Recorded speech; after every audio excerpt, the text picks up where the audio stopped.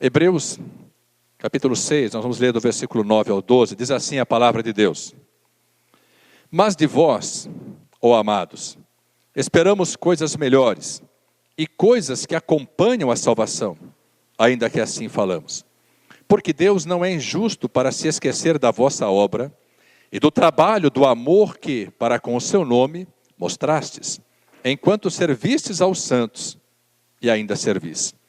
Mas desejamos que cada um de vós mostre o mesmo cuidado até o fim, para a completa certeza da esperança. Para que vos não façais negligentes, mas sejais imitadores do que, pela fé e paciência, herdam as promessas. Amém, amados? Os irmãos podem sentar-se. Amados, há uma palavra que nós recebemos nas nossas vidas, uma palavra que é trazida sobre nós e que, pelo poder do Espírito Santo de Deus, toca os nossos corações e faz nascer em nós, no exato momento em que a palavra é trazida, em que a palavra é ministrada, faz nascer em nós uma partícula de fé que nos conduz à salvação. A palavra de Deus diz que a fé vem pelo ouvir, e o ouvir pela palavra de Deus. Esse ouvir não é uma audição natural, não é a audição com que Deus nos abençoa, essa dádiva de poder ouvir todos os sons, mas essa audição a que se refere a palavra, quando diz a fé vem pelo ouvir e o ouvir pela palavra, é uma audição sobrenatural, uma audição espiritual.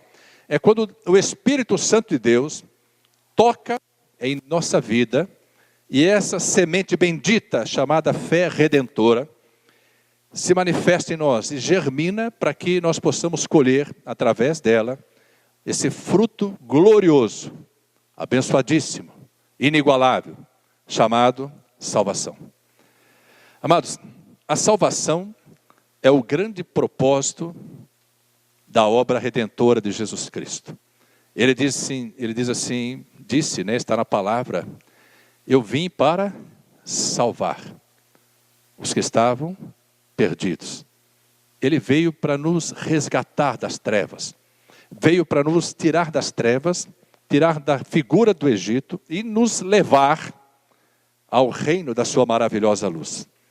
Amados, a salvação, ela é o maior milagre operado por Cristo em toda a terra. O maior milagre. A salvação é um milagre tão poderoso, tão glorioso, que é esse milagre que nos livra das mãos de Satanás e nos coloca nas mãos do Senhor. Tudo quanto o Senhor Jesus fez foi para nos salvar. Tudo que Ele fez. Todo sofrimento, toda humilhação, toda execração pública, tudo pelo que Ele passou. E que como ovelha muda, não abriu a sua boca. Foi para nos resgatar. Foi a maior demonstração de amor já existente. Diz a palavra, em João 3,16, diz assim que Deus amou o mundo de tal maneira, não dá para explicar, de tal maneira, que deu o seu Filho unigênito, o Senhor Jesus Cristo, para que todo aquele que nele crê não pereça, mas tenha a vida eterna. E através dessa obra, dessa demonstração de amor, o Pai amando o mundo, e o Filho também amando o mundo, deixando-se sofrer, deixando-se aniquilar, para que pudesse levar sobre si as nossas transgressões, as nossas iniquidades, nossos pecados, nossas doenças, nossas enfermidades, e pudesse nos dar vida, e vida em abundância. Quando o Senhor Jesus completou essa obra, Ele disse, ainda na cruz, está consumado. Tudo que precisava ser feito, foi feito. Só que, quando Ele ressuscita, Ele começa a preparar os seus discípulos, que não acreditavam na ressurreição. Não foi apenas Tomé quem não acreditou.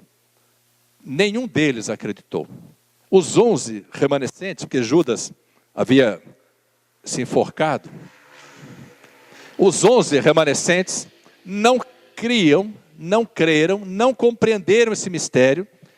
E diz a palavra que eles foram surpreendidos pela ressurreição de Cristo. Tomé foi o único que teve coragem de dizer: eu quero ver as feridas, eu quero tocar nas feridas. Ele foi o único que teve coragem. Mas não foi só Tomé que precisou ver para crer. Todos eles precisaram ver para que pudessem crer. Mas Jesus disse para eles assim: agora a obra está completa. Eu volto para o lugar de onde vim. Ele voltou porque só sabia o caminho de volta aquele que tinha vindo por esse caminho. Por isso diz a palavra que ele inaugurou, estabeleceu um novo e vivo caminho. Ninguém sabia o caminho do céu.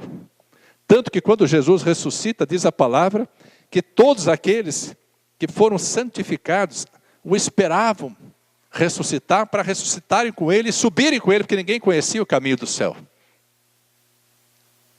Mas essa obra abriu para mim e para você, abriu para nós o caminho da eternidade. E Jesus disse para os discípulos: vocês agora compreendem, então vocês vão permanecer em Jerusalém, até que do alto sejais revestidos de poder. E depois vocês serão minhas testemunhas e ministrarão a palavra, tanto em Jerusalém, quanto em Samaria e até os confins da terra. E essa promessa começou a se cumprir quando desceu o Espírito Santo de Deus. Jesus falou assim: eu não vou deixá-los órfãos, tomando a posição de pai. Ele falava: eu e o pai somos um. E também tomou a posição do próprio Espírito Santo, dizendo assim: eu rogarei ao Pai, e Ele vos dará outro Consolador. Enquanto Ele estava aqui, Ele era o Consolador. E esse outro Consolador veio.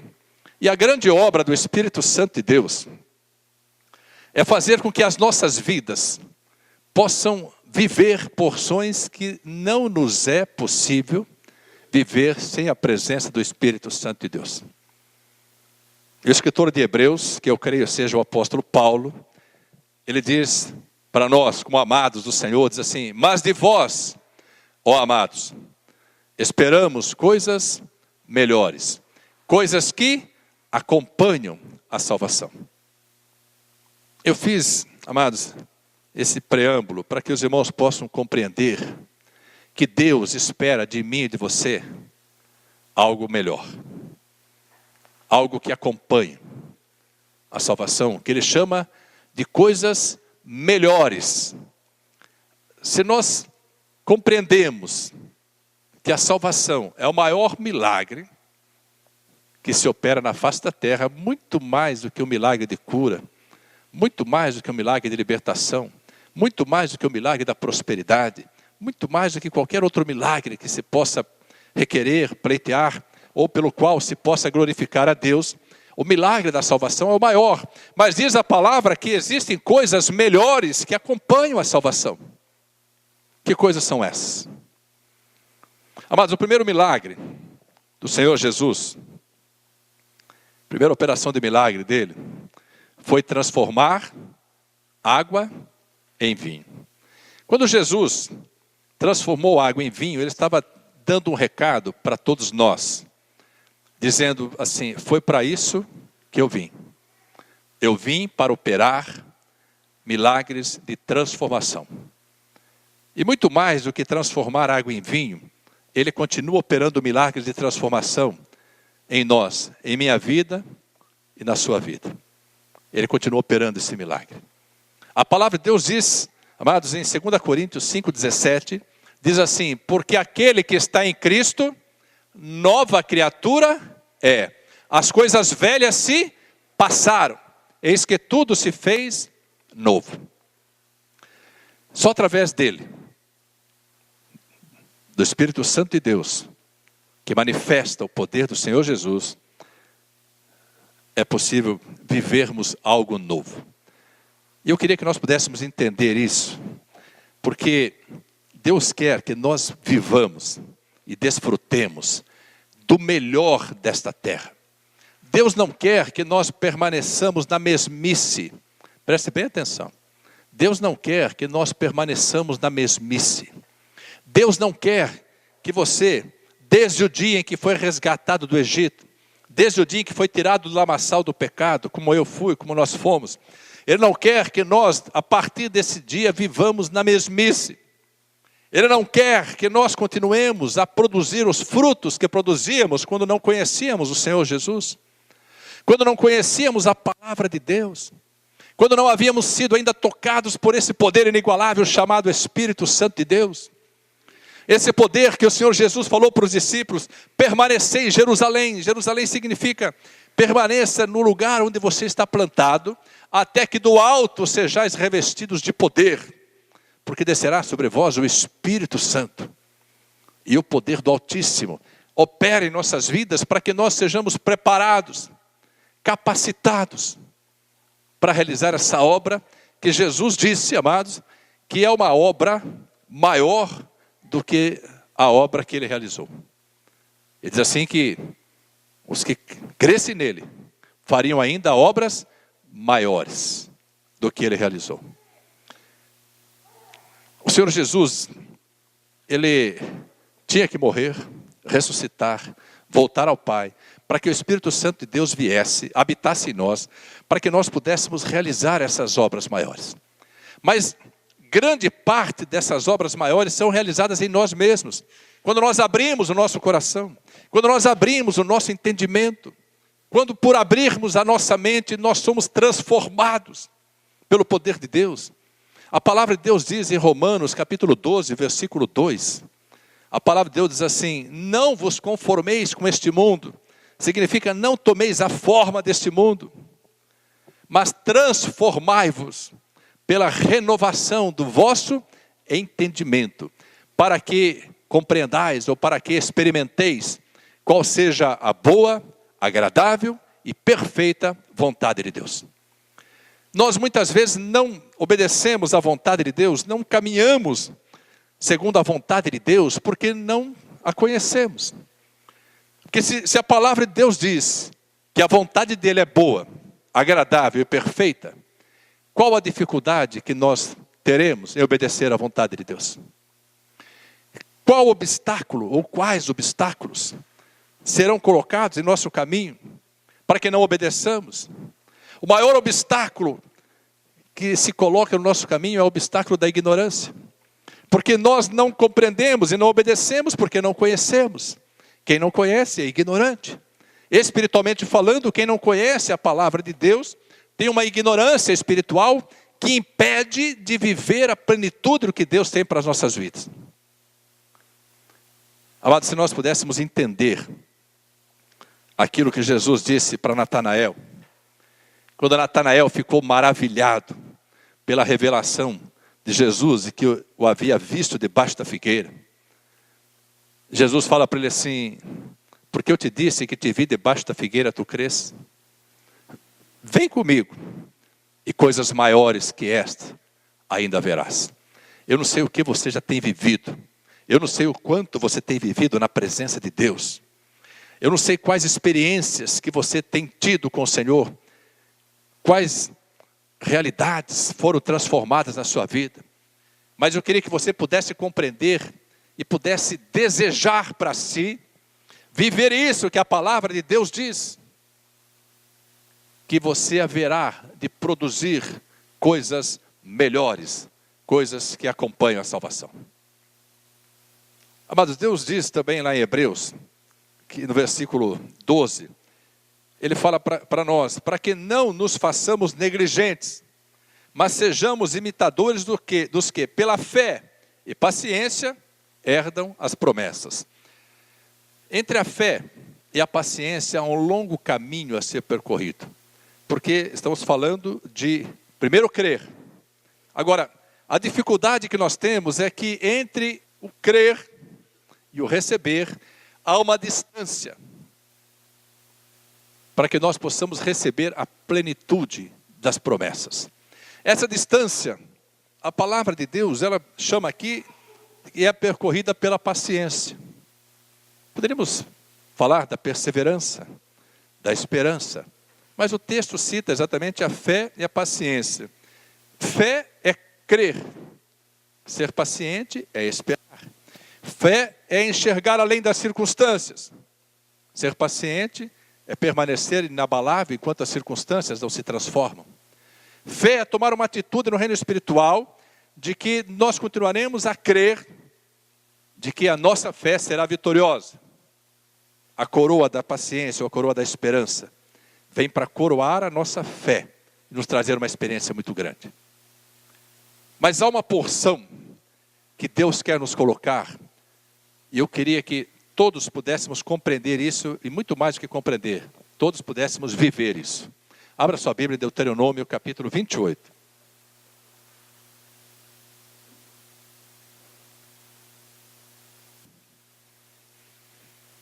A partir do versículo 10, Deuteronômio 28, 10, que já é o fim das promessas, das bênçãos. Eu queria que você entendesse isso. E todos os povos da terra verão que és chamado pelo nome do Senhor, e terão temor de ti. Leia comigo todos os demais. E o Senhor te dará abundância de bens no fruto do teu ventre, e no fruto dos teus animais, e no fruto da tua terra, sobre a terra que o Senhor jurou a teus pais te dar. O Senhor te abrirá o seu bom tesouro, o céu, para dar chuva à tua terra no seu tempo, e para abençoar toda a obra das suas mãos, e emprestarás a muitas gentes, porém tu não tomarás emprestado. E o Senhor te porá por cabeça, e não por cauda, e só estarás em cima, e não debaixo, quando obedeceres aos mandamentos do Senhor teu Deus, que hoje te ordeno, para os guardar e fazer. E não te desviarás de todas as palavras que hoje te ordeno, nem para a direita, nem para a esquerda, para andares após outros deuses, para os servires. Sabe o que significa isso? Deus tem uma posição para você. E eu queria que você pudesse entender que essa é a posição que Deus tem para a tua vida. Essa é a posição de honra que Deus tem para você. Deus quer te colocar em lugares altos. Deus quer que você viva essa porção de ser cabeça e não cauda. Deus quer te colocar em cima e não de baixo. Mas para que você possa receber essas promessas, para que essas promessas, esses planos, os planos benditos de Deus se cumpram na sua vida, você precisa produzir coisas melhores, coisas que acompanham a salvação. Amados, preste bem atenção no que eu vou dizer. Se não fosse para produzirmos frutos melhores, nós seríamos levados no exato momento em que fomos salvos. Não precisaríamos continuar aqui. O Espírito Santo de Deus opera, salva e recolhe. Opera, salva e recolhe. Eu sei, porque a palavra de Deus nos ensina.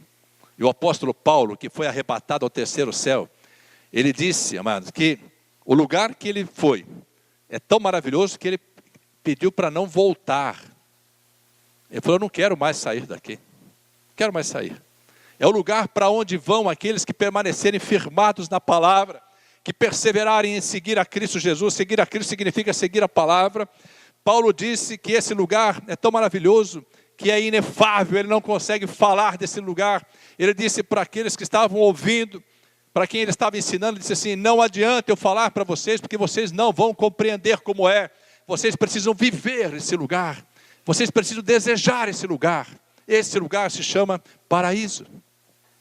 Para onde foi o ladrão da cruz, que reconheceu em Jesus o Filho de Deus, que reconheceu em Jesus aquele que tem o poder, que reconheceu em Jesus alguém que era santo, que não havia pecado, que não havia cometido crime algum, e que requereu, na simplicidade de um pedido que salva, disse assim, Senhor, lembra-te de mim quando estiveres no paraíso. E Jesus disse para ele, ainda hoje estarás comigo no paraíso. Esse é o lugar para onde Paulo foi arrebatado. E voltou falando maravilhas. Voltou dizendo que ele preferia estar lá do que estar na terra. Mas que Deus disse que ele precisaria permanecer na terra. Porque Deus queria, através da vida de Paulo, e eu quero parafrasear isso, quero estender a todos nós. Deus nos permite ficarmos aqui por mais um tempo, desfrutarmos das coisas que Ele tem, ver os nossos filhos crescerem, os nossos netos crescerem, ver as nossas gerações sendo abençoadas, o trabalho das nossas mãos prosperado, porque Deus quer que junto conosco nós possamos levar outras vidas para viver nesse paraíso maravilhoso, onde Cristo nos espera, ainda antes da eternidade, para que possamos já desfrutar das bênçãos e nos assentarmos à mesa, como diz a palavra, com Abraão, Isaque, Jacó e os santos profetas. É para esse lugar, amados, que nós estamos nos preparando para ir. É para esse lugar que nós haveremos de ir se permanecermos firmados. Porque se desejarmos e cumprirmos a palavra de Deus, quer dizer, não há poder na face da terra que impeça a nossa salvação, se nós permanecermos firmados, convictos do poder do sangue, da obra gloriosa de Jesus Cristo. Por que é então que Deus nos permite ficar? Para que vidas possam olhar para nós e ver esse milagre de transformação. Para que vidas possam ver que nós fomos tirados de um lamaçal do pecado, mas fomos colocados em lugares altos. Que Deus colocou os nossos pés sobre a rocha, que é a palavra, e não apenas colocou os nossos pés sobre a rocha, mas firmou os nossos passos, para que nós possamos caminhar em vitória. E Deus quer dizer para mim e para você, crente, para ser abençoado, não pode ficar parado. O crente pode estar com os pés na rocha, está salvo, mas Deus espera dele coisas melhores, coisas que acompanham a salvação. Se acompanham a salvação, significa que a salvação, ela também é dinâmica. Ela é dinâmica, ela é um processo que opera, e à medida que nós vamos caminhando na certeza da salvação, obedecendo a palavra, meditando na palavra, nós vamos modificando o nosso ser, vamos sendo transformados e subindo degrau por degrau, até que cheguemos ao degrau da exaltação, que é quando Deus diz em Deuteronômio 28, eu te colocarei por cabeça e não por cauda, tu estarás em cima e não debaixo. Todos verão que és chamado pelo nome do Senhor, terão temor de ti. Amados, eu não sei quantos já viveram essa porção, mas eu quero dizer para você, se você deseja viver essa porção, Deus tem essa porção para a sua vida. Quem querer falar glória a Deus. É uma porção inigualável, mas nós precisamos alcançar. A palavra de Deus diz que nós temos que primeiro nos humilharmos debaixo da potente mão dos homens. É isso que diz a palavra? Debaixo da potente mão de Deus. Humilhar-se debaixo da potente mão dos homens, ou achar que através dos homens, sejam eles quais forem, nós vamos alcançar as porções que Deus tem para nós, é desconhecer a palavra, é negligenciar a palavra. Deus diz assim, na sua palavra, humilhai-vos, portanto, debaixo da potente mão de Deus, para que a seu tempo, no tempo de Deus, Ele vos exalte. Ser exaltado por Deus é uma porção tão honrosa, tão gloriosa, que eu quero afirmar para você, a palavra me permite dizer isso. Quando Deus te colocar em lugares altos, e você permanecer fiel, ninguém tira você de lá. Ninguém pode tirar você do lugar onde Deus colocou. Quando Deus honra, quando Deus restitui, quando Deus opera, Ele diz de si mesmo, operando eu, quem impedirá? Amados, nessa caminhada bendita, que começa com a salvação, nós precisamos subir alguns degraus. E eu queria falar hoje para os amados desses degraus. Entendendo que estaremos subindo, como se subia para Jerusalém.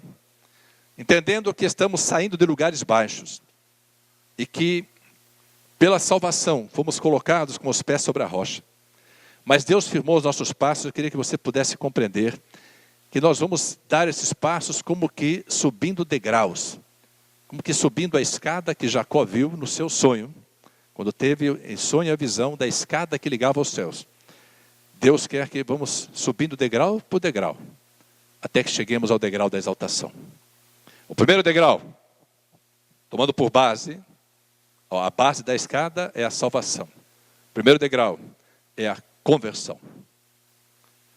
Nós falamos normalmente, erroneamente, falamos assim, no dia em que eu me converti.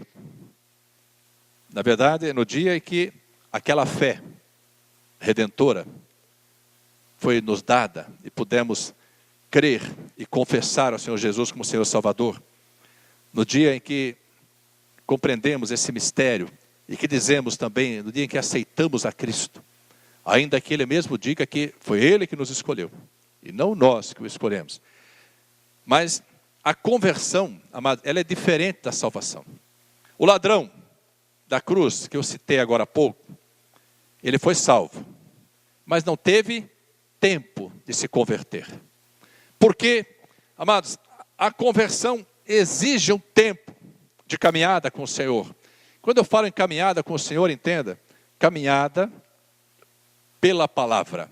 Quando ele diz, eu sou o caminho, ele diz, o caminho é a palavra. Este é o caminho que nos leva aos céus. Então, caminhar com o Senhor Jesus é caminhar na palavra. O apóstolo Paulo diz assim, aquele que diz que está em Cristo, também deve andar como Cristo andou. Isso é ser, amados, assim, na profunda compreensão da palavra, isso é ser cristão. Ser cristão é andar como Cristo andou. E nesse processo, até que possamos produzir os frutos que o Senhor Jesus produziu, nós temos que ir para esse primeiro degrau. Esse primeiro degrau se chama conversão. Queria que você fosse comigo até segundo livro de Crônicas, capítulo 7, versículo 14.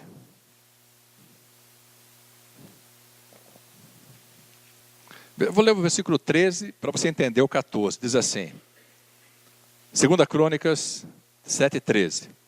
Se eu cerrar os céus e não houver chuva, ou se ordenar aos gafanhotos que consumam a terra, ou se enviar a peste entre o meu povo, e se o meu povo, que se chama pelo meu nome, se humilhar e orar e buscar a minha face e se converter dos seus maus caminhos, então eu ouvirei dos céus e perdoarei os seus pecados e sararei a sua terra.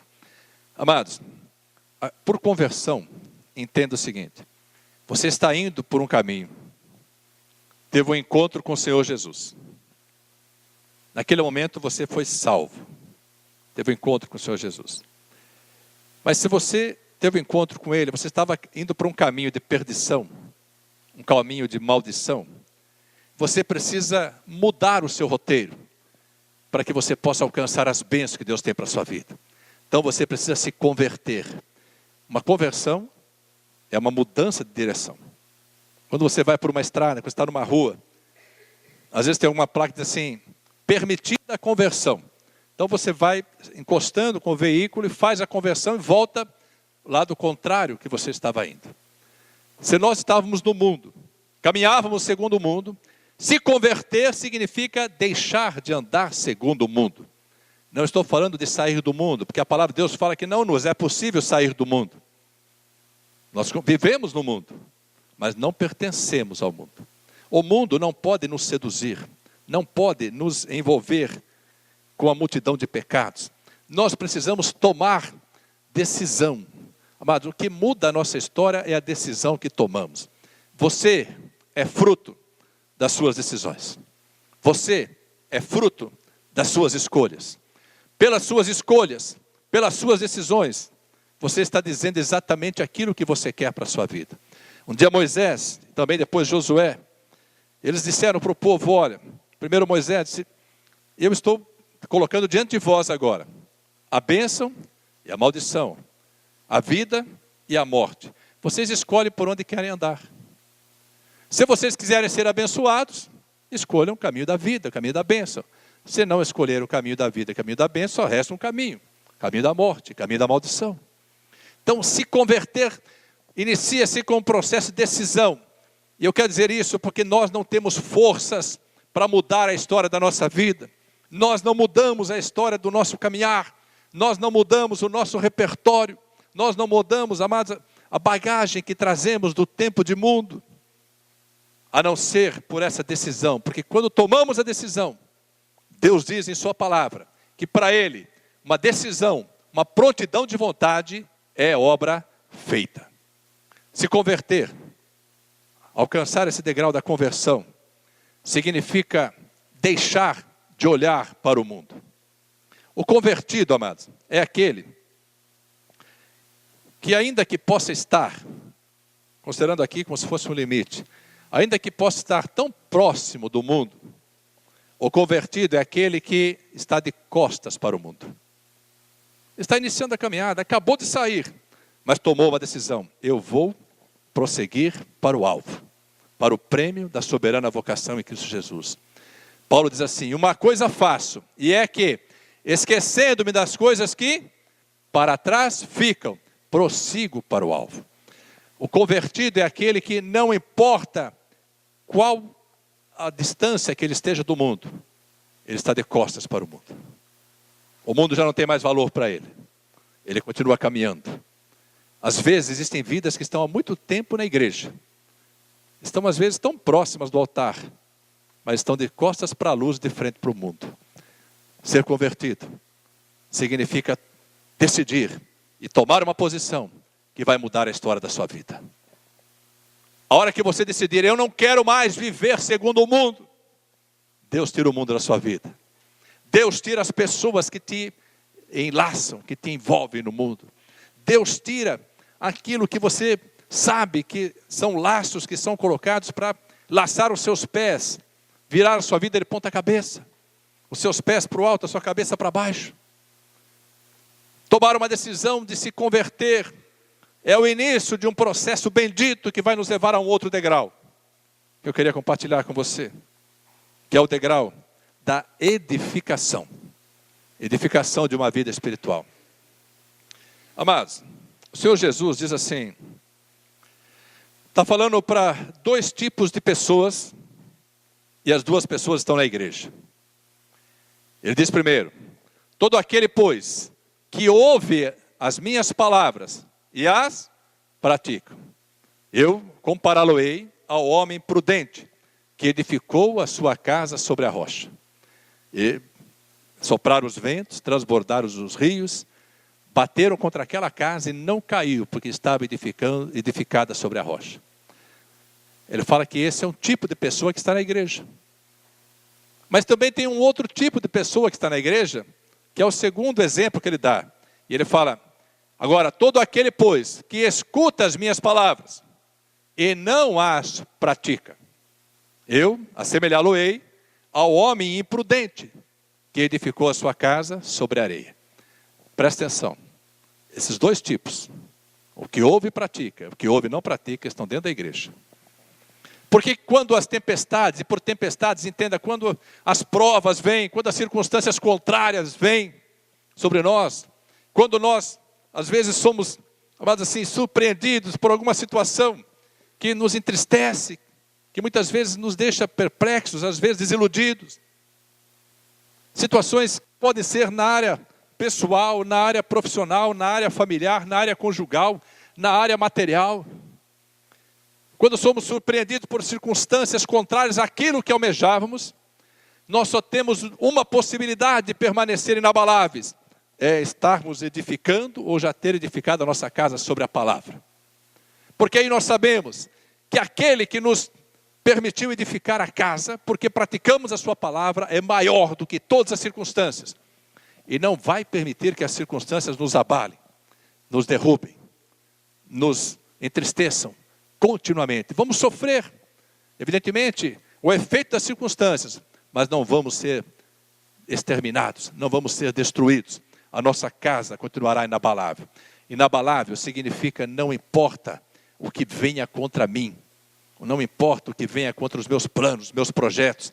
Eu sei que se eu permanecer inabalável, firmado na palavra, Deus me fará mais do que vencedor em Cristo Jesus. Quando Deus manda uma tempestade para verificar se a nossa casa foi bem construída, Ele está preparando um tempo de bênçãos e vitórias que ainda não vivemos. Ele não vai nos deixar passar por um outro estágio de prosperidade sem que nos prove em cada estágio que estamos alcançando. O problema é que, porque às vezes ouvimos e não praticamos, perecemos no primeiro vendaval. Na primeira circunstância contrária, nós caímos. Abra sua Bíblia comigo, na primeira carta de Paulo aos Coríntios, 1 Coríntios capítulo 3. Olha o que diz a palavra.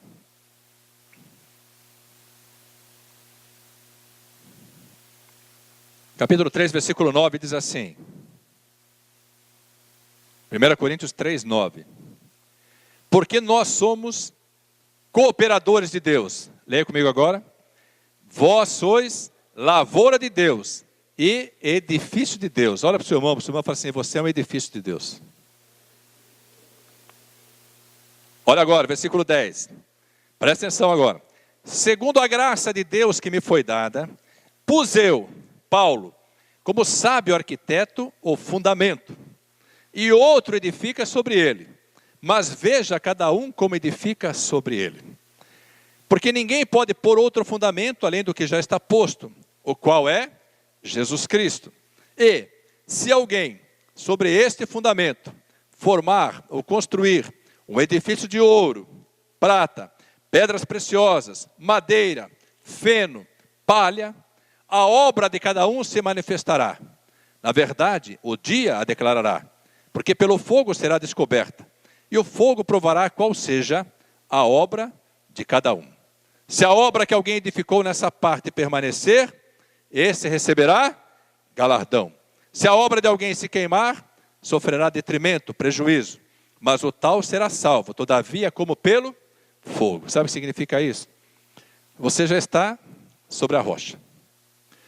Aí você tem a oportunidade de construir a sua casa. Se você construir a sua casa de ouro, prata e pedras preciosas, amados, esses metais, o ouro e a prata, assim como as pedras preciosas, pode vir o fogo que for. Quanto mais a ação do fogo vier sobre esses materiais, mais nobre eles ficarão. A palavra de Deus diz, e nós sabemos, amados, que quanto mais provado pelo fogo, mais puro se torna o ouro, mais pura se torna a prata.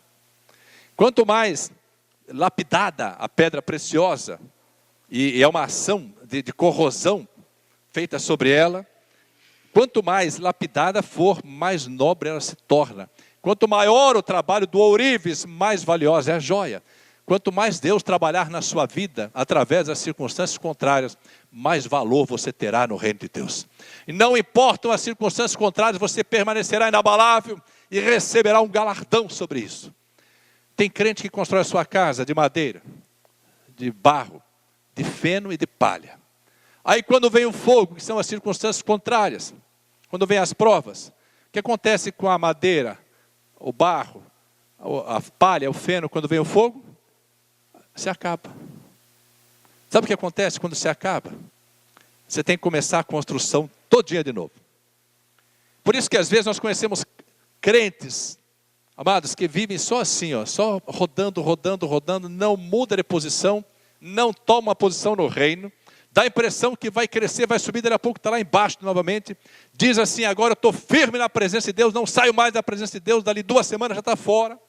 Passa uma temporada, volta de novo. Ah, mas eu estava passando por uma provinha, uma luta, só Deus para ter misericórdia. Ah, mas deu vontade de largar tudo. Olha, nem sei, só a graça, é só a graça mesmo. Eu quero dizer para você, toma uma posição no reino. E comece a edificar a sua casa sobre a palavra. Comece a praticar a palavra e você verá Deus colocando você em lugares mais altos, pelo poder que opera na sua vida. Terceiro degrau. Consagração. Amados, aqui a coisa começa a apertar. Estava dizendo agora há pouco, consagrando os bens, que tudo aquilo que é consagrado a Deus, pertence a Deus. Jesus diz assim em Mateus 6,33, buscai em primeiro lugar o reino de Deus, a sua justiça, e todas as demais coisas vos serão acrescentadas. Quando nós queremos que Deus acrescente, quantos aqui têm o desejo de prosperar? Levante a mão e fala glória a Deus, que tem desejo de prosperar. Se você não quiser prosperar, ore para que eu prospere, para que Deus me abençoe, mano. Porque a prosperidade é um dom, e prosperidade, nós temos aprendido, é muito maior que riqueza, mas muito maior que a riqueza. A prosperidade nos dá aquilo que a riqueza não pode comprar. Um exemplo, tenta comprar saúde. Remédio você pode comprar com dinheiro, mas tenta comprar saúde. Esses dias faleceu, amados, a filha de uma mulher, uma irmã em Cristo, muito rica. Muito rica. E ela investiu tudo o que podia no tratamento da sua filha. E a filha dela faleceu. Deus tinha um propósito em tudo isso. Ela compreendeu o seguinte: todo o dinheiro dela não consegue cuidar do corpo. Então ela começou a investir o seu dinheiro na obra de Deus, para cuidar das almas, para que a palavra seja pregada, para que a palavra seja disseminada. Sabe o que significa isso? Compreendeu a pequenez do dinheiro. Compreendeu que o dinheiro pode comprar tantas coisas, mas não compra a paz, não compra a saúde, não compra a alegria. Mas aquilo que deixamos para o nosso filho, o fogo não destrói. As circunstâncias não impedem a vitória. Porque o que nós deixamos para os nossos filhos, e é necessário que seja assim, é o ensino bendito para que eles permaneçam na palavra, sejam ensinados na palavra, para que até quando forem velhos, não se desviem da palavra. Isso é herança. Isso é herança bendita. Isso é herança que o fogo não consome, as traças, a ferrugem não consome. Isso é herança que dura por toda a eternidade. E Deus diz, amados, que quando nós caminhamos nessa palavra, as nossas gerações, as gerações que se sucederem, serão mais abençoadas, mais prósperas. Eu quero dizer para você, creia nisso, não importa qual estágio, grau, a dimensão de prosperidade que você alcançou. Eu quero dizer que o seu filho será mais próspero que você, os seus netos mais prósperos que os seus filhos, as gerações que se sucederem da sua vida, se você estiver permanecido na palavra, firme na palavra, serão gerações abençoadas, prósperas, livres de todo mal, de todo intento do inimigo. Você vai cumprir a sua parte, e quando for recolhido vai poder dizer na presença do Senhor: eu sei a herança, o legado que deixei para os meus, porque eu deixei para eles a tua palavra. Dá para entender esse processo bendito? Dá para ficar parado? Não dá, amados. Se consagrar, uma vida consagrada a Deus significa: Senhor, eu não pertenço mais a mim. Fui comprado por bom preço, pelo sangue de Cristo. Nós temos a pretensão de achar que somos donos dos nossos narizes. Não tem essa, principalmente no jovem, adolescente, jovem, quando começa a querer voar sozinho, ele acha que é dono do próprio nariz. O crente também acha que é dono do próprio nariz. Deus está dizendo: obedeça-me, caminhe segundo a minha palavra. Ele quer caminhar do jeito dele. Não, eu vou do jeito, eu entendi desse jeito, vou caminhar desse jeito. Vai quebrar a cara. Vai quebrar a cara. Deixa um adolescente, um jovem, decidir o que quer e vai assim: eu decidi. Eu não sei se algum pai ou mãe aqui já ouviu assim: meu pai não sabe nada. Minha mãe não sabe nada. Meu pai, ficou lá no tempo. Ficou no tempo. Não conhece nada. Amados, nós já fomos, né? Pode não parecer, mas eu também já fui jovem. Houve um tempo que eu pensei isso. Pensei que meu pai e minha mãe não sabiam nada. Sabe quando eu entendi que meu pai e minha mãe sabiam tantas coisas? Quando eu passei a ser pai. E vi os meus filhos crescendo, e a gente querendo dirigir os filhos, e os filhos muitas vezes resistindo à orientação, ao conselho dos pais. Mas e resiste, e sabe quando que aprende? Quando capota. Capotou e vem todo arrebentado: ô pai, ô mãe. Isso aqui é que eu achei, irmãos, não é mais fácil obedecer? Não é mais fácil ouvir? E se nós falamos isso de um pai natural, que Jesus diz assim: qual o pai que seu filho pedir pão lhe dará uma pedra? Ou se pedir peixe lhe dará uma serpente? Ou se pedir ovo lhe dará escorpião? Qual é o pai? Nenhum. Estou falando de pais e mães em pleno exercício mental, em são juízo. Ele fala assim: vós pais, sendo maus, de natureza má, querem dar o melhor para vossos filhos, quanto mais o Pai Celestial. Então, a vontade de Deus, do nosso Pai Celestial, ela é boa, agradável, perfeita. Por que nós obedecemos? Por que insistimos em fazer do nosso jeito? Porque ao invés de abraçarmos a palavra, abraçamos o mundo?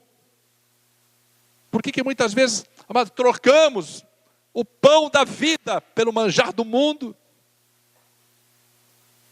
Por que às vezes ficamos como que cegos? Não entendemos que precisamos consagrar a nossa vida para receber dele a porção que tem para nós? Vida consagrada a Deus é vida que tem a liberdade plena, absoluta de dizer sim e não. Vida consagrada a Deus não precisa fazer média com ninguém. Não precisa agradar a ninguém. Se você estiver obedecendo a palavra, deixa que Deus cuida de tudo.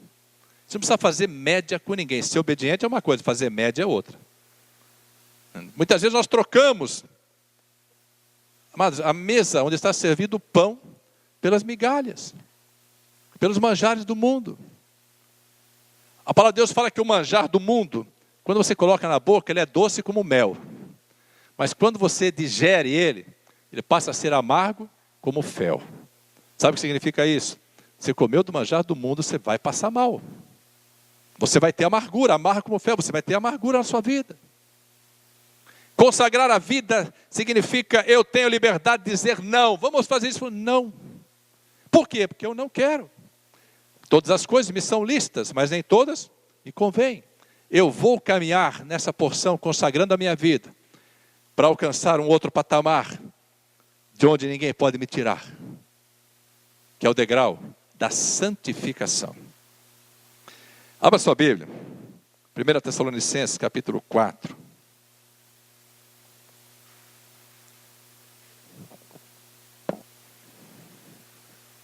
Finalmente, irmãos, vos rogamos e exortamos o Senhor Jesus que, assim como recebeste de nós, de que maneira convém andar e agradar a Deus, assim andai. Leia comigo. Para que continueis a progredir cada vez mais. Significa o seguinte: quem agrada a Deus, progride. Quem não agrada a Deus, regride. Irmãos, não precisa ser espiritual para entender isso não. É só ter um pouquinho de compreensão da língua portuguesa. Está escrito aqui: se nós agradarmos a Deus, nós progrediremos. Versículo 2. Porque vós bem sabeis que mandamentos vos temos dado pelo Senhor Jesus, pela palavra. Porque esta é a vontade de Deus, a vossa santificação. Que vos abstenhais da prostituição.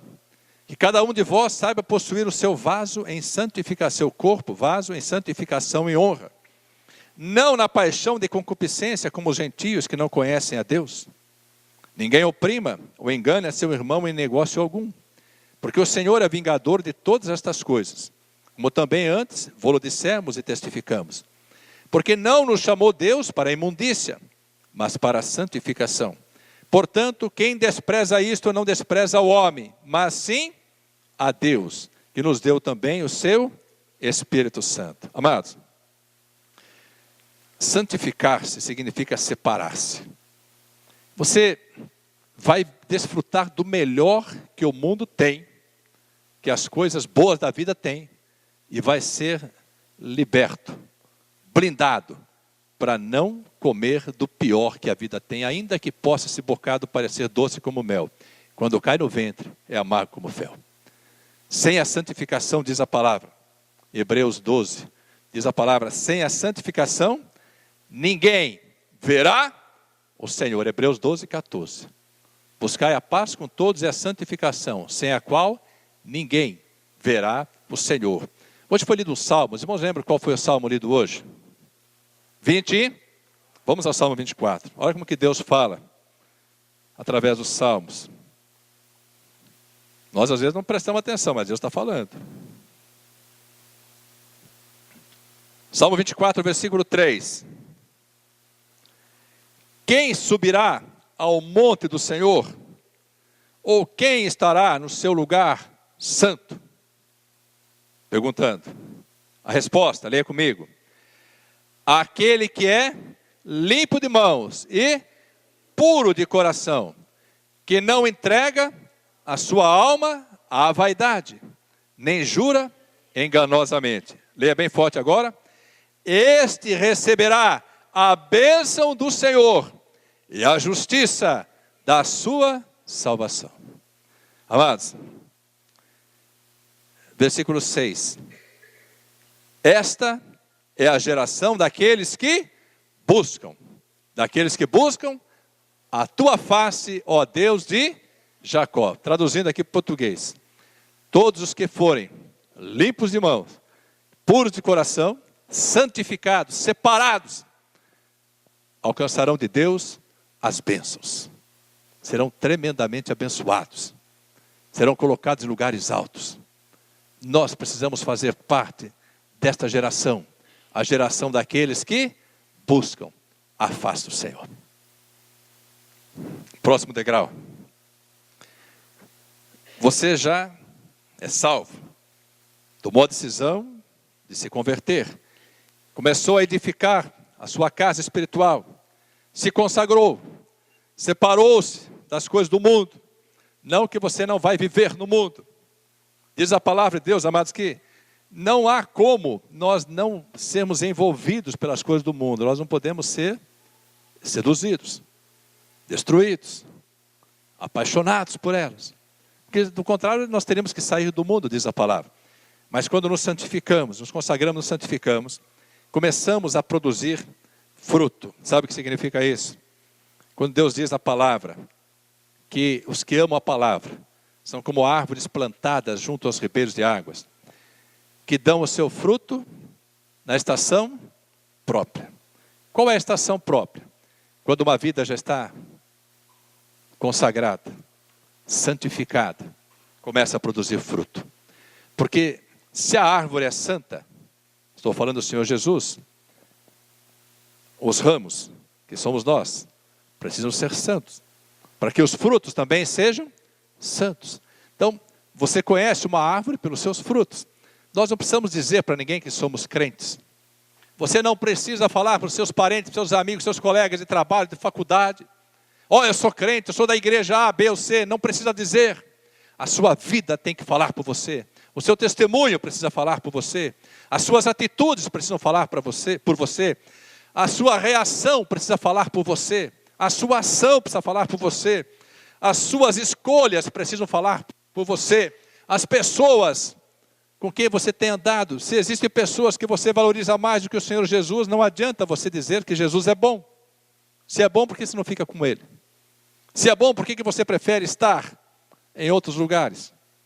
O salmista diz assim, que ele prefere estar um dia nos átrios do Senhor, onde estamos hoje, do que em outra parte, 1000.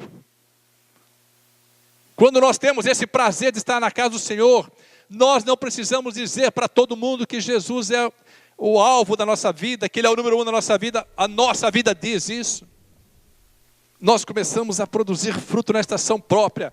E diz a palavra de Deus, quando se produz fruto na estação própria, as árvores, as folhas dessa árvore também não caem. E completa dizendo assim, receba sobre a sua vida essa porção. Tudo quanto você fizer, prosperará. Sabe o que significa isso? Quando nós estamos no degrau da frutificação, Deus vai nos colocar em lugares altos e poderá derramar sobre nós as bênçãos de Deuteronômio 28, que nos alcançarão, nos abençoarão, e as bênçãos de Deus enriquecem em todas as áreas e não acrescentam dores. Não acrescentam. As bênçãos vêm. Você frutificando, você é alcançado por elas. Deus te coloca em lugares altos. E você não tem dores, você não tem preocupação, você não tem tristeza, você não tem amargura, você não tem depressão, você não está preocupado com o dia de amanhã. Você coloca o dia de hoje, o dia de amanhã nas mãos do Senhor e sabe que Ele vai operar em teu favor. Essa é a porção que Deus tem para a tua vida, para que você possa ser colocado no degrau mais alto dessa escada, que é a exaltação, e de onde ninguém poderá tirar a sua vida, onde ninguém poderá impedir os teus planos, os teus projetos, porque esse é o lugar da tua vitória.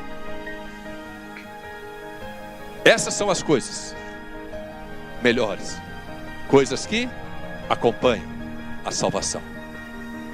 Comece a olhar para essa escada e desejar a cada dia ir subindo os degraus, até que você seja colocado no lugar de exaltação. Até que Deus possa olhar para a minha vida e para a sua vida e possa dizer assim, como disse do próprio filho dele: eis aí o meu filho amado, em quem eu tenho prazer. Que essa porção seja sobre a tua vida, desde agora e para sempre, em nome de Jesus.